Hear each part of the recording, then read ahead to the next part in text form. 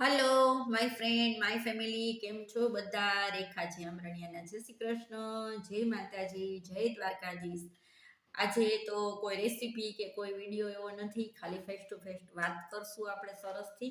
તો ફ્રેન્ડ, કેમ છો? બધા મજામાં છો? અને ખૂબ સરસ તમારી કમેન્ટ આવે છે, ખૂબ જ સરસ કમેન્ટ આવે છે. તો પહેલાં તો મારા બધા ફેમિલીને, સબસ્ક્રાઈબરને, યુટ્યુબ ફેમિલીને ખૂબ થેન્ક યુ કે તમારો આટલો સરસ સપોર્ટ મને મળે છે. તો મને પણ મજા આવે છે. અને બીજું કે એક પડધરી છે મિત્તલબેન, તો મિત્તલબેન ધાંગધરિયા પડધરીથી, તો એ તો મને ખૂબ જ સરસ સપોર્ટ કરે છે.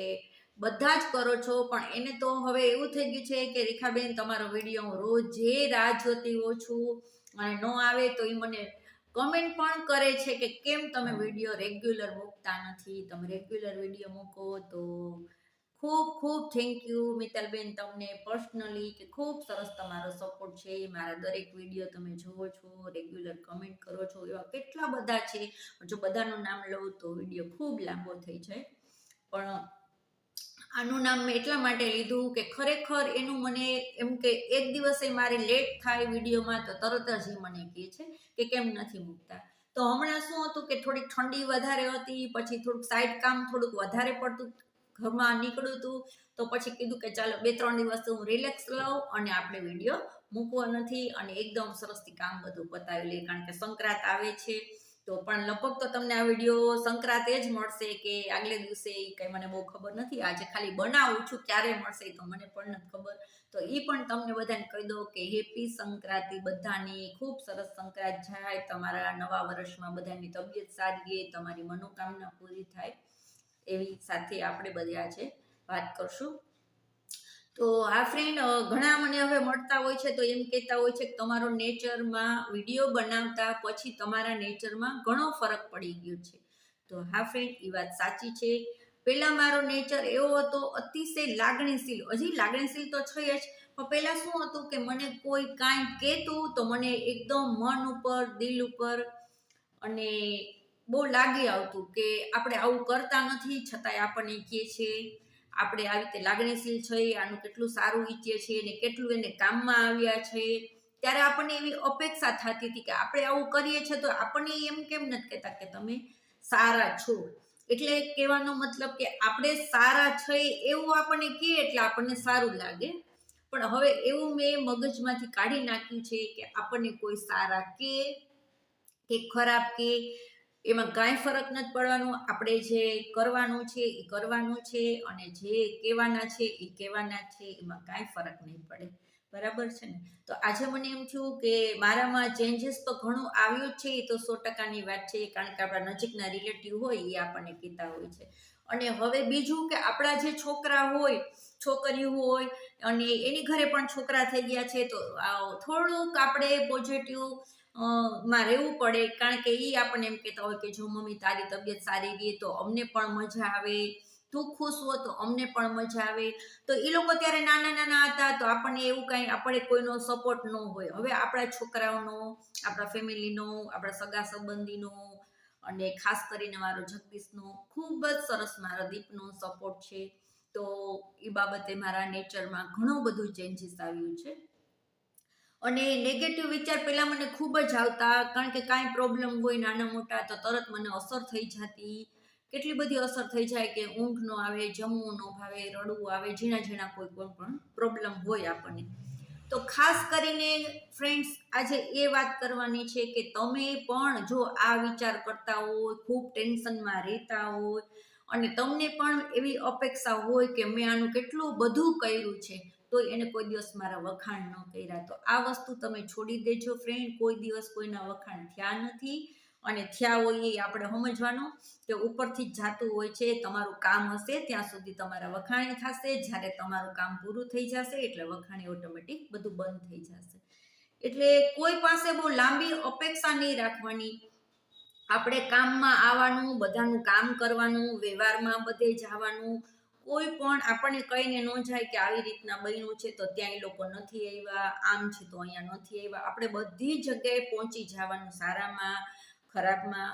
ટૂંકમાં નેગેટિવ પ્રસંગ હોય, પોઝિટિવ પ્રસંગ હોય, કોઈ પણ બીમાર હોય, ગમે તેવું કામ હોય, કોઈ બી કામ હોય, સમજી લો ને કે આપણા સંસાર માંડીને બેઠા છે તો ઘણા બધા આપણા કામ હોય છે, તો બધી જગ્યાએ જવાનું જ, બધાનો સામનો કરવાનો જ.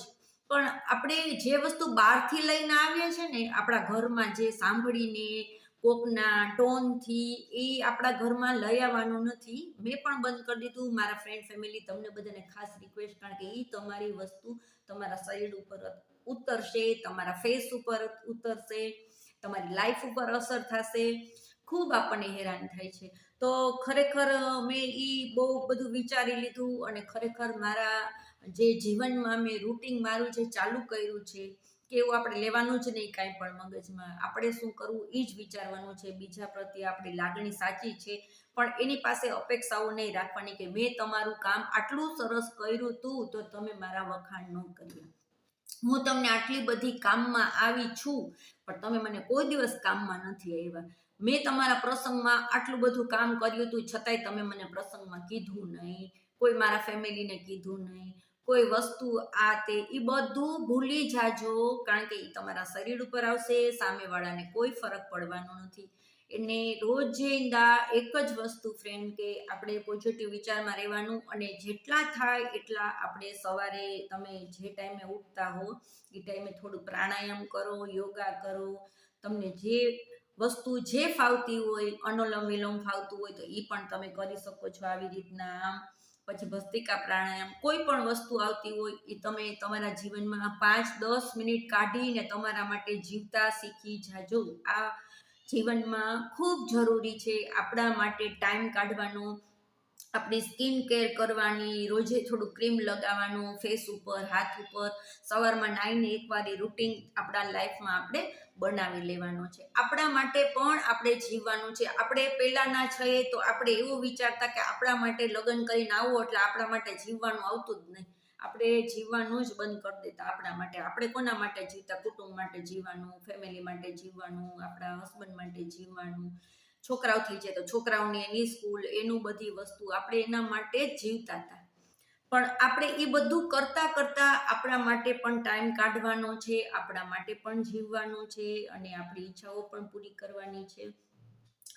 તો બસ આજે મને એવો વિચાર આવ્યો કે આપણે જે મેં જીવનમાં જે વસ્તુની અપેક્ષા મેં મૂકી દીધી છે, તો એ વસ્તુ તમારી સાથે આજે શેર કરી, કે આપણને કોઈ સારા કે એ અપેક્ષા જીવનમાંથી કાઢી નાખશો, તમે ખૂબ સુખી થશો, ખૂબ સુખી થશો, અને અંદરથી તમને ખૂબ મજા આવશે. તમને પોતાને એમ થશે કે હળવાશ થઈ ગઈ છે, ખૂબ સરસ હળવાશ લાગશે તમને ફ્રેન્ડ. ખાસ કારણ કે આપણે જ્યારે ખૂબ મોટી અપેક્ષા રાખતા હોય છે અને સામેથી રિઝલ્ટ ન મળે ને, ત્યારે આપણને ખૂબ દુઃખ થાય છે, ખૂબ દુઃખ થાય છે. એટલે સુખી થવું હોય તો બસ આ મેં બહુ સરસ તમને 2 પોઈન્ટ આપ્યા છે જીવનમાં, કે કોઈની અપેક્ષા છોડી દેજો અને તમારા શરીરની, તમારી સ્કિનની એની કેર કરજો. તો આજે બસ આવો થોડોક મોટિવેટ વિડીયો લઈને આવી છું. મેં મારા લાઈફમાં ચેન્જીસ કર્યું છે એ તમારી સાથે શેર કરું છું, અને તમને મારો આ વિડીયો કેવો લાગ્યો છે જરૂર કમેન્ટમાં કહેજો. અને આ ફ્રેન્ડ જો તમને ગમે, તમને મજા આવી હોય તો ફ્રેન્ડ ફેમિલીમાં જરૂર શેર કરજો,